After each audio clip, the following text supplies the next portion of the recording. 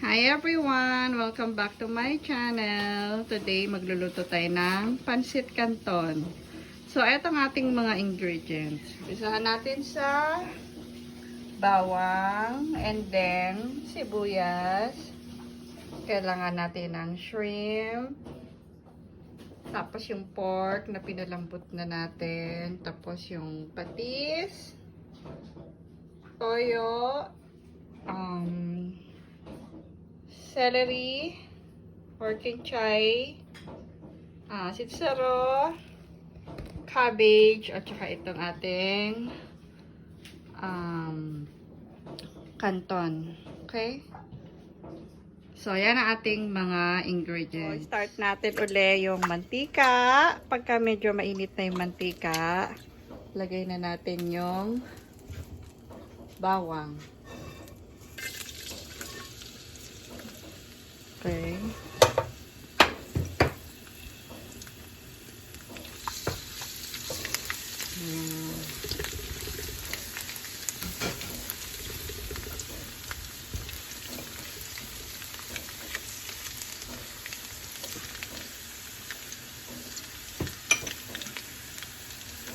And then, lagay na natin yung sibuyas.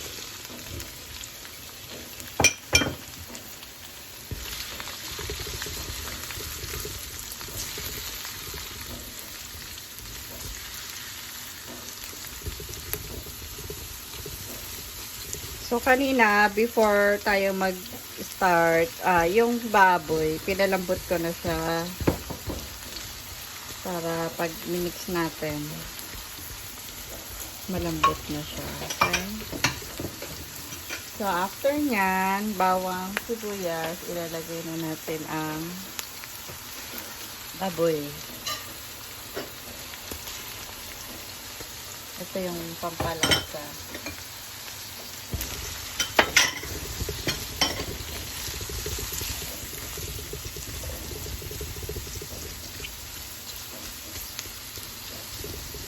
Then, lagay na natin yung patis.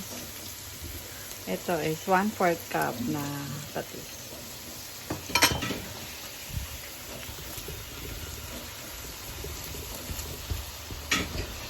So, after ilang minutes, malambot naman na kasi yung baboy, di ba? Dahil pinalambot na natin bago tayo mag-gisa.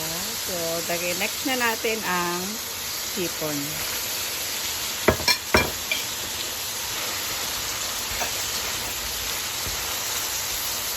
Actually, itong hipon malalaki. Dapat to i-cut na. Hindi na na-cut. So, okay lang. Next, lagay na natin yung kinchay. So, ayan. Ayan na yung mix-mix lang natin. And then, ilagay na natin yung ano ba yan? Kinchay at saka sitsaro. Ayan.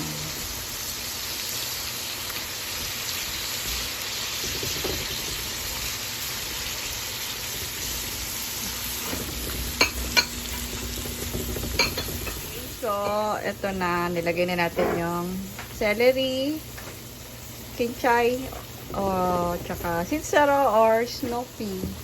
Lagay na natin ang soy sauce, toyo. Okay? So, 1/4 cup ulit.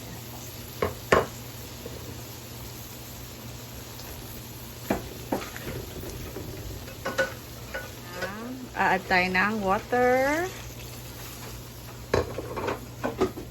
Mga 1 cup ng water. Now, ilagay na natin ang cabbage or repolyo.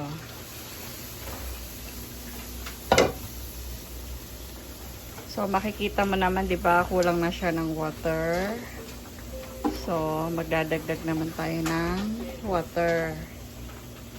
Ito na yung gulay, alisin muna natin siya, i-transfer natin sa isang container. Iwan lang natin muna yung sabaw para pag nilagay natin yung pancit, ayan, umiikot siya. So, Kasi syempre pag nilagay mo na yung pancit, apaw-apaw na yan eh. So, ilagay muna natin siya sa isang lagayan. Yan. Actually, ito pwede na tong chop suey eh, diba? Ganyan, parang chop suey na yan. So, ayan. Lalagyan uli natin ng mga 2 cups ng water bago natin ilagay yung pancit. Okay? Yung pancit. Okay? Ayan.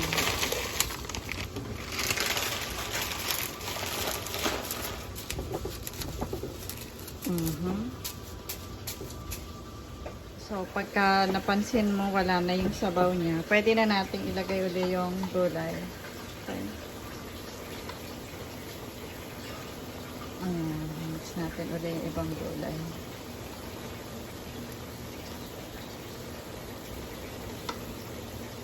Yan. So, we're almost done.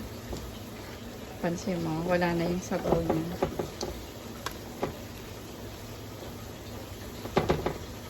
Transfer na natin siya sa isang lagayan. Ganun lang, kasimple. Ayun, na-transfer natin. And then, dito ngayon natin ilalagay sa ibabaw yung natira pa nating gulay. Para maganda.